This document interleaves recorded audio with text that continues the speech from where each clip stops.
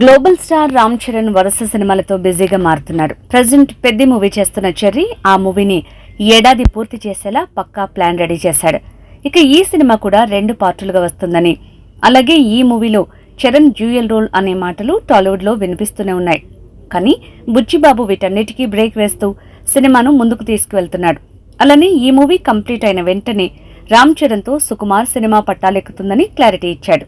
ఇక రామ్ చరణ్ తో సుకుమార్ సినిమా ఈ ఏడాది పట్టాలెక్కినా ఈ మూవీ పూర్తవటానికి ఎలా కాదన్నా 1 ఇయర్ పట్టే ఛాన్స్ ఉంది.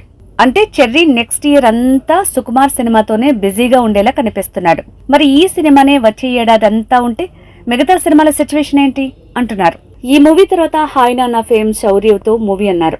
అలానే సందీప్ రెడ్డి కూడా చరణ్ కి స్టోరీ వినిపించాడని, ఆ స్టోరీ ఓకే అయిందని అంటున్నారు. ఇలా బుచ్చిబాబు సుకుమార్ తో చేయబోతున్న సినిమాలకే ఏడాది పైనే టైం తీసుకుంటే ఆ తర్వాత చేయబోయే సినిమాల సిచ్యువేషన్ ఏంటి అనే మాటలే వినిపిస్తున్నాయి.